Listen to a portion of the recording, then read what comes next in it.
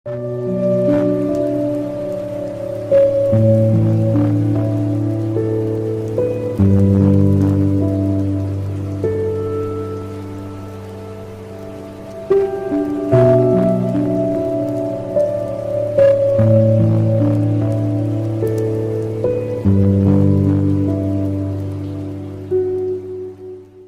जय सुप्रभु यीशु के सामर्थ्यवान नाम पर सभी लोगों को अभिवादन करते हैं। फादर, आज 75वां दिन है बाइबल तीर्थ यात्रा के, और एक और मुकाम पे हम लोग पहुंच चुके हैं। 75 एक बहुत सुंदर समय है। 75 दिन हम पूरा किया, प्रभु को हम धन्यवाद देते हैं।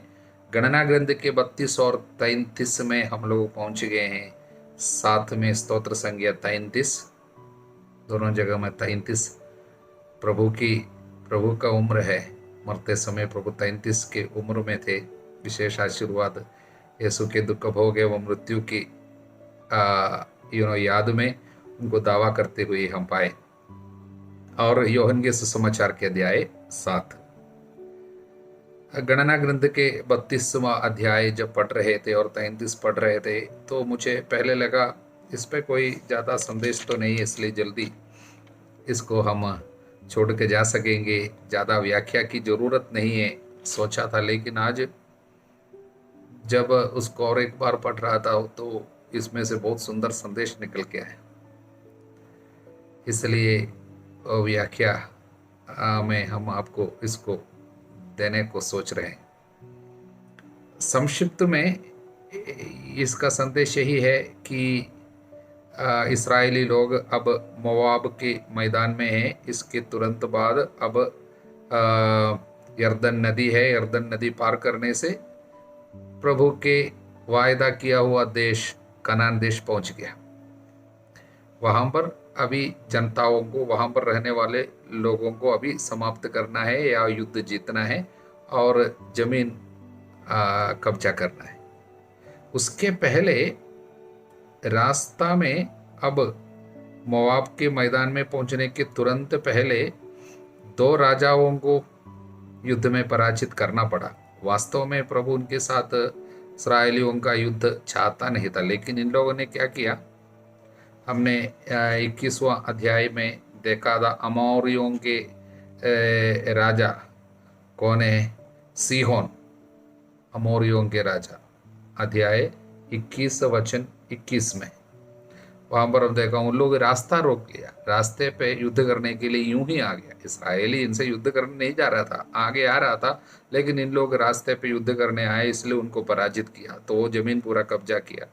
उसके बाद आगे बढ़ते समय बाशान के राजा ओग, वो भी आ गया युद्ध करने के लिए। उनसे भी जबरदस्ती युद्ध करने नहीं गया, लेकिन प्रभु के लोगों के रास्ते को रोक लिया, इसलिए प्रभु ने उनको भी पराजित किया। वो दोनों जमीन अभी कब्जा किया था, लेकिन वो वायदा किया हुआ देश नहीं है।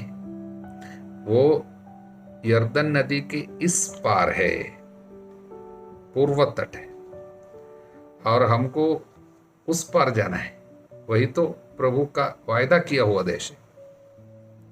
तो संदेश क्या है? प्रभु के रास्ते, प्रभु के लोगों का अगर मार्ग पे बाधा बनेगा, पराजित हो जाएंगे। किसी को प्रभु आगे ले चलना चाहता है, हम अपनी ईर्ष्या के कारण उनका रास्ता रोकेगा, पक्का हम लोगों को भी काफी नुकसान उठाना पड़ेगा, कोई बात। लेकिन अभी क्या है, वो जमीन को देख के ये रूबेन और गाद के वंशजों के अंदर थोड़ा सा लालच आया, और बोला उनके पास ज्यादा पशु थे, पशुधन ज्यादा था, इसलिए उन लोगों ने वो भूभाग देखा और वो सोचा, पशुपालन के लिए उपयुक्त समझा, और इसलिए जाके बोला हम लोग उस पार नहीं आएंगे, यानी प्रभु वायदा किया हुआ देश पे, यरदन नदी के उस पार हम नहीं आएंगे, हम लोगों को यहाँ पर रहने दीजिए, ये जमीन हमको दे दीजिए। हम दोनों वंश, यानी रूबेन के वंशज और गाद के वंशज, दोनों जाकर बोले हम लोग यहीं रह जाएंगे, क्योंकि हमारे पशुओं के लिए पानी भी इधर है और चराने का जगह भी अच्छा है, इसलिए हम इधर बैठेगा, हम उस पर नहीं आएंगे। तब मूसा क्रोध में आ गया, क्रोध हो गया और बोला, मूसा ने उनसे पूछा, तुम्हारे भाई बंधु तो युद्ध करने जाए और तुम यहाँ बैठे रहोगे? बाकी लोग, इसराइली लोग, बाकी लोग आगे बढ़ेंगे और तुम युद्ध करने के लिए नहीं आएगा इधर, और इधर अपना जमीन कब्जा करके अपना घर बसा के इधर ही बैठेगा, तो प्रभु का क्रोध तुम पर जरूर आ जाएगा। इस पर इन्होंने क्या बोला, ये दोनों वंशजों ने बोला, हम यहाँ अपने पशुओं के लिए बाड़े और अपने बाल बच्चों के लिए नगर बनाएंगे, तब जब तक हम इसराइलियों को उनके स्थानों तक नहीं पहुंचा दोगे। हम आगे आगे जाएंगे, हम भी यर्दन नदी पार करके उस पार जाएंगे, और हम शस्त्र सज्जित होकर उनके आगे आगे चलते रहेंगे। इस बीच हमारे बाल बच्चे देशवासियों से बचे रहकर किलेबंद नगरों में निवास करते रहेंगे। हम उधर युद्ध पूरा जीत के अपने बाकी वंशजों को वहां पर अच्छे जगह में बसाने के बाद केवल हम वापस आएंगे, लेकिन हमारी पत्नियां, हमारे बच्चे और हमारे पशुधन इधर ही रहने दो। इस पर मूसा ने अनुमति दिया, लेकिन शर्त है, आपको युद्ध करने वाले सभी लोगों को हमारे साथ आना होगा, युद्ध में हमारी मदद करना होगा, और उसके बाद वापस आकर ही रहो।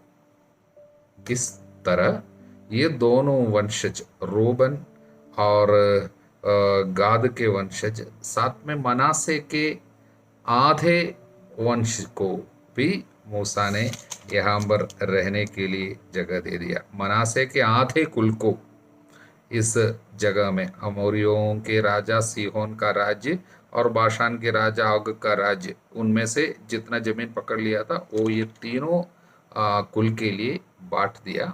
उन लोग यहाँ पर रहने लगे, मतलब रहेंगे भविष्य में, अभी अनुमति दे दिया। हालेलुया।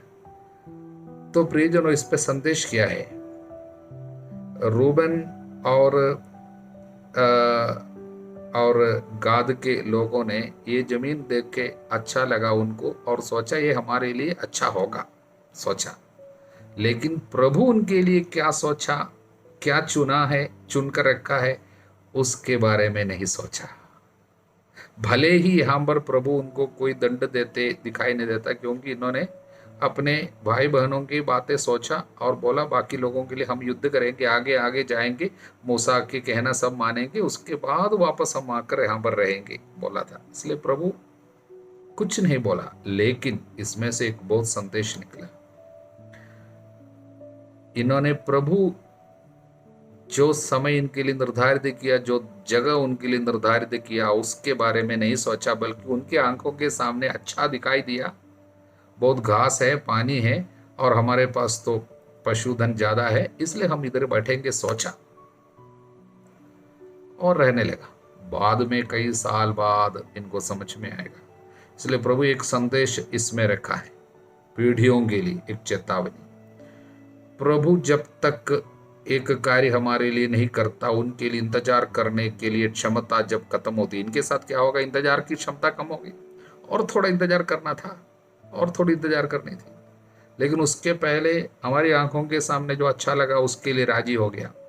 ये हमारे लिए एक बहुत बड़ी चेतावनी है। आज हम ईसाई लोग काफ़ी चीज़ें हमारे लिए अच्छा लगता है और तुरंत उसके लिए राजी हो जाता है, शायद इधर घर बनाने का हो या एक नौकरी की हो। प्रभु की इच्छा क्या है, प्रभु हमको कहाँ ले जाना चाहता है, प्रभु हमसे क्या चाहता है, उसको पूछे बगैर उसके लिए इंतजार करना पड़ता है। उसके लिए इंतजार किए बगैर जल्दी जाके जो हमको अच्छा लगता है उसी पे हाथ लगाता, उधर बैठ जाता है। बाद में जाकर क्या हो गया हम देखते हैं, इनके साथ सब क्या हो गए हैं। देखिए, इन लोग वहाँ पर सेटल हो गया, बाद में हम देखते हैं यहाँ पर इस पार में, यानी यर्दन नदी के उस पार हो गया, इन लोग अकेले हो गया। वहाँ पर इन लोग सेफ नहीं रहा, उनका संरक्षण नहीं रहा, जितने भी शत्रु लोग आए सबसे पहले इनके ऊपर आक्रमण किया। बाद में हम देखते हैं राजाओं के दूसरा पुस्तक के अध्याय 15 वचन 29-30 में सब हम पढ़ते हैं, गिलयाद जो जगह है, ये जगह को गिलयाद भू प्रांत बोलते हैं, गिलयाद। और इस जगह पे रहने वाले लोगों पर आक्रमण करने के लिए कौन आया, हम लोग देखते हैं वहाँ पर असीरिया के तिग्लत पिलेसर, उसका नाम है राजा का, वो आकर आक्रमण किया और यहाँ के सभी निवासियों को, यानी रूबन और गाद के सब निवासियों को और असीरिया पे लेकर गया। सभी लोगों को पूरा उनके साथ देश निकाले, इस जगह से पूरा लेकर गया, गुलाम बनाकर ले गए। इसलिए भले ही इन लोग अभी अच्छाई देख के उनको जो अच्छा लगा उस जगह में रहने लगा, बाद में इनके ऊपर केवल विपत्ति और तकलीफ और परेशानी केवल आई है। तो प्रभु ये सब इनको इतना दुख देना नहीं चाहा था, लेकिन इंतजार की क्षमता कम हो गई, इंतजार नहीं कर पाए। आज के लिए संदेश ही है हमारे लिए प्रियजनों, आज हमारे लिए इंतजार करने की क्षमता बहुत कम हो रहा है। यानी इसको इंग्लिश में हम लोग बोलते हैं, जो इंतजार करने की जो क्षमता है, परसिस्टेंस, कॉन्स्टेंसी और एंड्योरेंस, पेशेंस, ये सब नहीं है। उसमें एक कारण है, आज हम पूरे टेक्नोलॉजी के समय पे आ गए हैं, मोबाइल है। और हम एक स्टडी के अनुसार पिछले दिन देख रहा था, एक स्टडी आई है, पढ़ाई हुई उस पे, उसके अनुसार बताया जाता है एक व्यक्ति आज के ज़माने में एक दिन में 3 से 4 हजार बार मोबाइल पे टच करता है। और उसके साथ साथ हमारे दिमाग पे, एक ब्रेन पे बहुत असर होता है कि हम काफ़ी चेंजिंग इमेजेस को देख के हमारे ब्रेन की एक, उसके अंदर एक कार्य ऐसा होता है जिसके चलते हम किसी भी चीज़ में कंसंट्रेट नहीं कर पाते ज़्यादा समय। इसलिए अमेरिका में हुई एक स्टडी के अनुसार हमारे अटेंशन स्पैन, जिस पे हम कंसंट्रेट कर पाते हैं, वो अभी केवल 8 सेकंड के अंदर सीमित हो गया। ज़्यादा समय हम कंसंट्रेशन नहीं दे सकता। 8 सेकंड में हमारा दिमाग दूसरा कुछ सोचता है। इसलिए क्या हो गया, आज के ज़माने में लोग बहुत कम सेटिस्फाई हो जाता है, यानी किसी भी चीज़ में हम तृप्त नहीं है, संतृप्ति नहीं है। और सबसे ज़्यादा नौकरी को छोड़ने वाला, एक नौकरी से दूसरे नौकरी जाएगा, इसमें जाने से दूसरी नौकरी पे जाएगा, इस तरह जल्दी जल्दी भटकता है। वो क्यों है? दिमाग के ऊपर हमारे एक असर आया हुआ है। और क्या है, शादी सब जल्दी टूटते हैं, किसी जगह में तृप्ति नहीं है, इंतजार करने की क्षमता नहीं है, तुरंत चाहिए, जल्दी हम चाहते हैं, सब कुछ अभी अभी चाहिए। इस तरह हमारे ऊपर एक बहुत बड़ी विपत्ति आ रही है, वो है इंतजार नहीं करते हैं। प्रभु के समय के लिए इंतजार नहीं करता। किसी को देखा, मोहित हो गया, तुरंत उनके साथ रहने लगता है। कोई जमीन देखा, मोहित हो गया, तुरंत खरीदा। कोई गाड़ी देखा, मोहित हो गया, तुरंत चाहता है। कोई मोबाइल वगैरह है, तुरंत वो चाहिए। इस तरह हम प्रभु की इच्छा के लिए इंतजार नहीं करता, इसलिए बाद में बहुत सारी विपत्ति का शिकार हो जाएगा। प्रभु इसलिए ये गाद वंश और रूबन वंश के ये दृष्टांत के द्वारा इनके साथ जो हुआ है, इन्होंने प्रभु के समय के लिए थोड़ा सा और इंतजार कर सकता था, नहीं किया। उसके पहले उनको जो अच्छा लगा उसी पे फंस गया, इसलिए बाद में विपत्ति का शिकार हुआ। वो हमारे साथ ना हो प्रभु चाहता है, इसलिए हमको चेतावनी के रूप में ये इनकी घटना हमारे सामने रख रहे हैं। हालेलुया। 33वां अध्याय जो है पड़ाव स्थलों की नामावली है। ये क्या है? इज़राइली लोग मूसा और हारून के अगुवाई में जब से मिस्र देश की गुलामी से निकले, तब से जब तक वायदा किया हुआ आज़ादी का जगह कनान देश नहीं पहुंचे, तब तक के लंबे सफ़र जो 40 साल के हैं, तब जिन जिन लोगों में जगह में जिन जिन स्थलों में पड़ाव डाले थे, उन जगहों का नाम लिख कर रखने के लिए, लिपिबद्ध करने के लिए मूसा को प्रभु ने सख्त आदेश दिया था। वचन 2 में मूसा ने प्रभु के आदेश के अनुसार उनकी यात्रा के पड़ावों के नाम लिपिबद्ध किए। और वो नाम है, पढ़ते पढ़ते आप लोग कुछ थक गया होगा शायद, इसमें काफ़ी नाम, 42 नाम है, 42 जगह में पड़ाव डाले थे, पूरा नाम लिख रखा है। हालेलुया। और ये सब क्यों? और उसके बाद बोलते हैं कनान देश के विभाजन के, मतलब उसके पहले अब ये बताया, अब यर्दन के पार, अब यर्दन नदी पार करके उस पार जाना है। उधर जाते ही आपको क्या करना होगा? यर्दन को पार कर कनान में प्रवेश करोगे, वचन 51। तब क्या करना है? उस देश के सब निवासियों को अपने सामने से निकाल देना। सबसे पहले सभी लोगों को देश से निकालना, नष्ट करना, एक पहली बात। दूसरा, उनके पत्थर की मूर्तियों को तोड़ो, सब ढली प्रतिमाओं को तोड़ो, सारे मूर्तियों को तोड़ के नष्ट कर देना। तीसरी बात, उनके सब ढीले वाले पूजा स्थानों को नष्ट कर देना। वो जहां जहां पूजा करते थे वो स्थानों को पूरा नष्ट कर देना। ये किस लिए है? अगर उन लोगों को आप रहने देंगे, उनके साथ रिश्ता बनाए रखेंगे, उनके साथ शादी ब्याह करेंगे, और तब उनके पूजा पाठ में धीरे धीरे भागी बनेंगे, वो आपके लिए क्या बनेगा? वचन 55, किंतु यदि उस देश के निवासियों को नहीं निकाल दोगे, फिर तुम जिन्हें वहां रहने दोगे वे तुम्हारी आंखों में किरकिरी और तुम्हारे पसलियों में कार्टून जैसे बनेंगे, और तुम जिस देश से में रहोगे उसमें तुम्हें कष्ट पहुंचाते रहेंगे। तब बाद में क्या होगा? तब मैं उनके साथ जैसा करना चाहता था वैसा ही तुम्हारे साथ करूंगा। उनके साथ देश से निकालना चाहता था वो तुम्हारे साथ होगा। तुम देश से निकल जाओगे, देश तुमको निकाल दोगे। जब तुम उनके जैसे मूर्ति पूजा करोगे, उनके साथ गलत संबंध बनाए रखोगे, वो देश तुमको बाहर निकालेगा। इसलिए सावधान रहना प्रभु ने संदेश दिया था। लेकिन बाद में कई साल बाद हम देखते हैं इन्होंने इसी पापों में फंस गया, और उन लोगों को उनके साथ शादी ब्याह किया, यानी अन्य जातियों के साथ शादी किया, और इसलिए उनके विश्वास में थोड़ा सा कमी आई। उन लोग जो पूजा पाठ करता वो भी करेगा, उन लोग त्योहार मनाया वो भी मनाया, उन लोग जब किसी देवताओं को बलि चढ़ाया वो भोजन भी खाया, प्रसाद खाया। बाद में क्या हो गया? देश से निकल जाना पड़ा। जो देश प्रभु ने दिया था वो देश से इन लोग प्रवास में चला गया, विप्रवास। अन्य जाति लोग आकर इनको पकड़ के लेकर गए। इसी विपत्ति उनके ऊपर आया, लेकिन प्रभु ने संदेश दिया था आज ऐसा नहीं होने दो। और प्रभु ने ये रास्ते में जितने जगह में पड़ाव डाला वो जगहों का नाम लिख रखने के लिए क्यों बोला? ये संदेश यही है। रास्ता प्रभु जिन जिन जगह से हमको लेकर आए हैं, वो रास्ते पे जो कुछ भी हुआ उसको सब याद रखना। यानी प्रभु के महान कार्यों को, और प्रभु जिन रास्ते से होकर हमको चलाया, जल्दी भूलना नहीं। उनको लिपिबद्ध करना, स्मारक कटा करना, यानी याद रखना उन जगहों को, उन कार्यों को। जगह को याद रखने का मतलब वो जगह में क्या क्या हुआ उसको याद रखना। ये क्या है?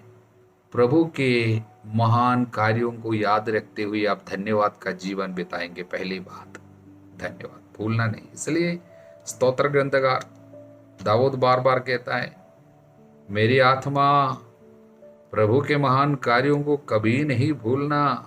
बराबर। इसलिए धन्यवाद का जीवन। और उसमें ऐसे जगह है जहां पर हार हुआ था, तकलीफ हुई थी और विपत्ति आई थे। उदाहरण के लिए किब्रोत हतावा, इन्होंने स्वादिष्ट भोजनों के लिए तरसते थे, वहां पर महामारी आई, काफी लोग मर गए। और हम लोग मासा और मरीबा के बारे में सब लिखा गया। वहां पर क्या हो गया था? सांब आकर अनेक लोगों को मारे, वो सारे जगह। इसलिए बुरी चीजें जहां पर हुई है उसको शायद नहीं लिखेंगे, उसको हम याद नहीं करेंगे, हम भूलना चाहते हैं नहीं, उसको भी लिखना है, उसको भी याद रखना है। कारण क्या है? आपने जब प्रभु के साथ चुनौती दिया, प्रभु के कहना तोड़ा, उस समय आपके साथ क्या हुआ उसको याद रखना। वो एक चेतावनी के रूप में आने वाली पीढ़ियों को समझाना, हमने जब प्रभु के कहना को तोड़ा तो हमारे साथ क्या हुआ, जल्दी भूलना नहीं। उसके बावजूद प्रभु ने आपको संभाला, उसके बावजूद प्रभु ने आप पर तरस खाया।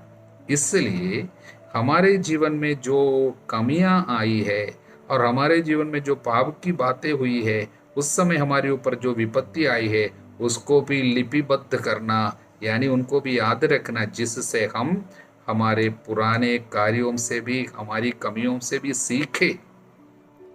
और इतने कमजोर होने के बावजूद प्रभु ने हम पर तरस खाकर अपने वायदा के अनुसार प्रभु ने वायदा किया हुआ देश में लेके आया। प्रभु अपने प्रतिज्ञाओं पर अटल रहा, प्रभु सत्य प्रतिज्ञ रहा।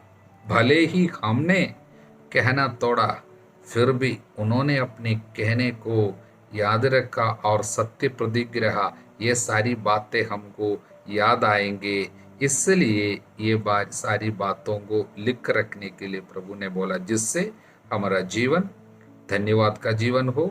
दूसरी बात, प्रभु पर दृष्टि लगाकर हम जिए। तीसरी बात, हर कार्य में प्रभु पर श्रद्धा रखे, भरोसा रखे और प्रभु की इच्छा के लिए, प्रभु के समय के लिए हम लोग इंतजार करने वाले जनता बने।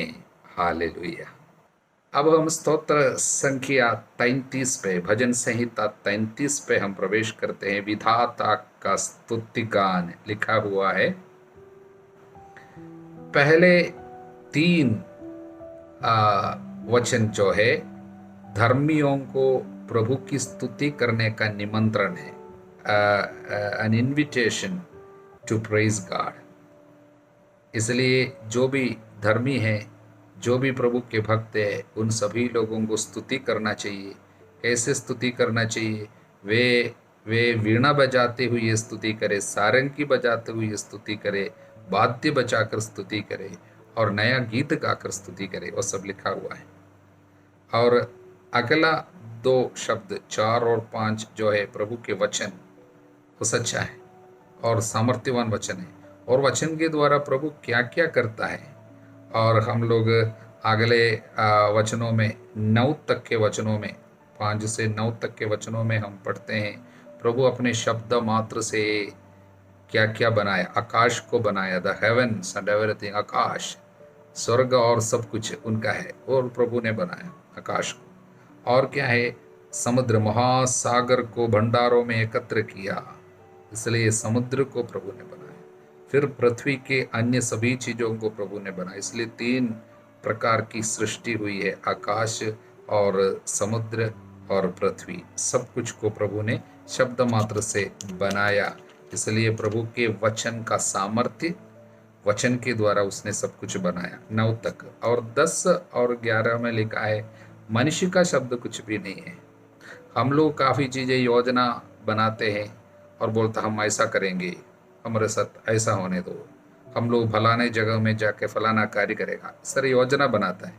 प्रभु राष्ट्रों की योजनाएं व्यर्थ करता, उनके उद्देश्य पूरे नहीं होने देता। बड़े शक्तिशाली लोग भी योजना बनाते हैं, लेकिन उनकी योजनाएं सफल शायद नहीं होंगे। प्रभु की योजना बनी रहती है, किंतु उसकी अपनी योजनाएं चिरस्थायी। प्रभु की योजना चिरस्थायी है, उनके अपने उद्देश्य पीढ़ी दर पीढ़ी बने रहते हैं। हालेलुया। और फिर क्या है? 12 से 22 तक 10 वचन, जो अगला 10 वचन जो है उसमें लिखा है, प्रभु की चुनी हुई प्रजा धन्य है। मानव जाति में वे लोग धन्य हैं जिनको प्रभु चुनता है और प्रभु अपना समझता है, वे लोग धन्य हैं। इसलिए लिखा है, this the greatness of human beings consist in God's choosing them. ऐसा है। इसलिए प्रभु चुना है, इसमें तुम्हारा महत्व है। प्रभु तुमको प्यार करता है, इसलिए महत्व है। आपको प्रभु ने अपना बनाया है, इसी में आप गौरवान्वित महसूस करो। आपको इसी पे क्या है, गर्व करना चाहिए कि प्रभु ने आपको चुना। इसलिए इन शब्दों में लिखा है, प्रभु आपसे सहयोग मांगता है। प्रभु ने चुना है, इसलिए आपको क्या क्या करना है। इसलिए वचन में लिखा है, धन्य है वो राष्ट्र जिसका ईश्वर प्रभु है, जिसे प्रभु ने अपनी प्रजा बना लिया है। इसलिए हमको क्या क्या करना चाहिए? प्रभु पर केवल श्रद्धा रखनी चाहिए, प्रभु की और दृष्टि लगाकर आगे बढ़नी चाहिए, क्योंकि हमारी सुरक्षा विशाल सेना पे नहीं होती है। शूरवीर लोग अपने बाहुबल से रक्षा नहीं कर सकता, युद्ध आशु द्वारा हमारे कोई विजय की आशा नहीं। इसलिए उन सारी चीज़ों पे हमें भरोसा नहीं रखना है। फिर हमको क्या करना चाहिए? हम प्रभु की राह देखते रहते हैं। पहली बात, प्रभु की राह देखना है, मतलब प्रभु जब तक हमारे लिए कार्य करेगा उनको देखते रहना है। वचन 20, क्योंकि वही हमारा सहायक है और फिर क्या करना है, वचन 21, उसकी सेवा करते हुए आनंदित रहना है, प्रभु में आनंद मनाना है, प्रभु में खुशी पाना है, सुंदरता पे नहीं, संपत्ति पे नहीं, और खा भोजन पे नहीं, अन्य किसी चीज पे नहीं, हमको प्रभु पे आनंद मनाना है। और क्या है, प्रभु तेरी कृपा हम पर बनी रहे, इस तरह प्रार्थना करनी। इसलिए हमें निरंतर प्रभु से दया मांगनी है और प्रार्थना करते रहना है। हम तुझसे आशा करते, इसलिए भरोसा केवल प्रभु पर रखनी है। इसलिए ये कार्य के द्वारा, इन 3 कार्यों के द्वारा, यानी हम लोग प्रभु की राह ताकते रहते हैं, यानी इंतजार, पेशेंटली उनके समय के लिए हम लोग इंतजार करते हैं, प्रभु का इंतजार। दूसरी बात, प्रभु में आनंद। तीसरी बात, प्रभु पर श्रद्धा रखते हुए निरंतर प्रार्थना करनी है, प्रार्थना, भरोसे के साथ प्रार्थना करनी है। इनके द्वारा हम लोग प्रभु को सहयोग देते हैं।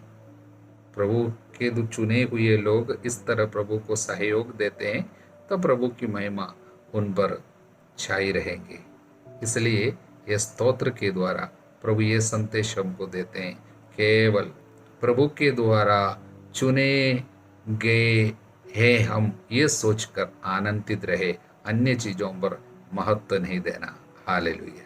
हम लोग यूहन्ना के सुसमाचार के अध्याय 7 में हैं, लेकिन विस्तार से हम आज भी इसकी व्याख्या में नहीं जाएंगे। यूहन्ना के सुसमाचार में सब हम लोग वापस फिर से आएंगे, आपको पता है। इसलिए इस बार हम लोग पुराने विधान में थोड़ा सा ज़्यादा जोर दे के जा रहे हैं।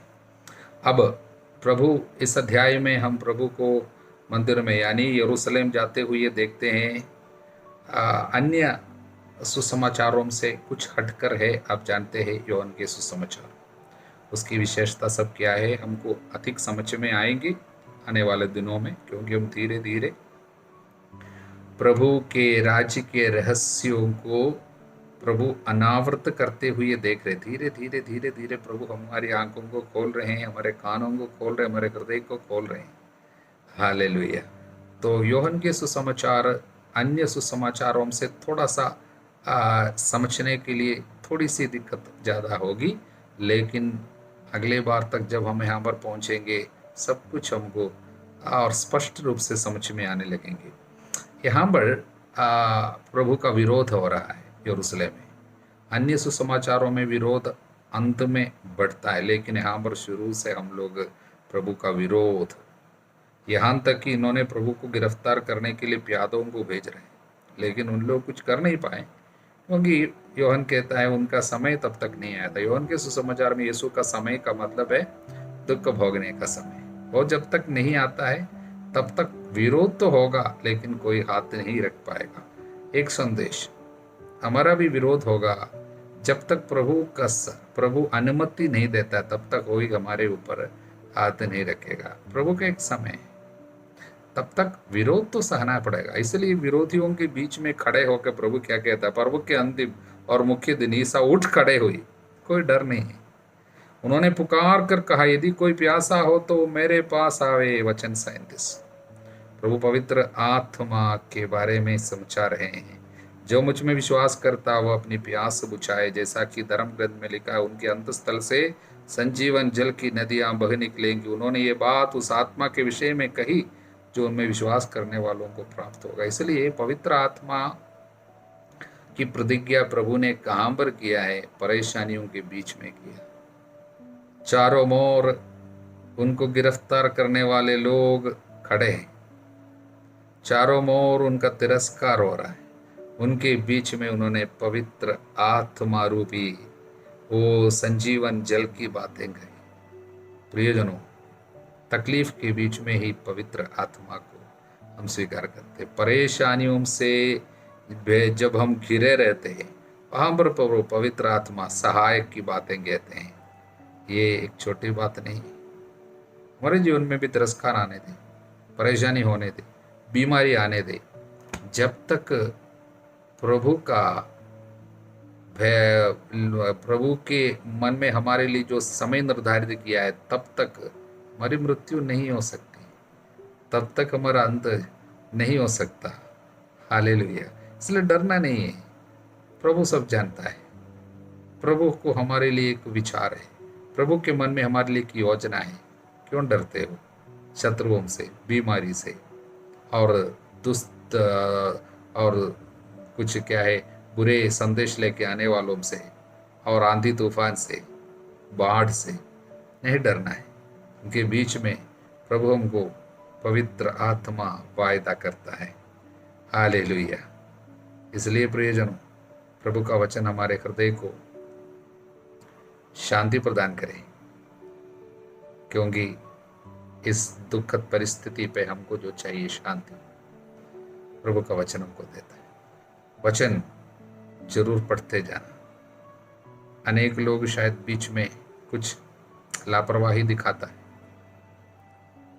कई लोग।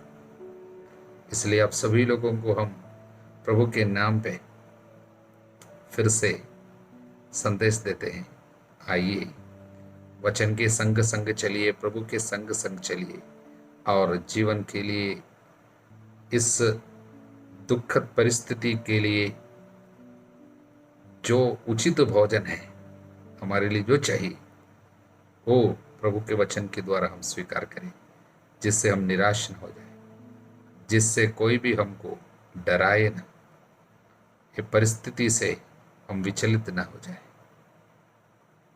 प्रभु की महिमा आप सभी लोगों पर छाई रहे, यह हमारी प्रार्थना है, अब सदा सर्वदा अनंत काल तक। आमीन।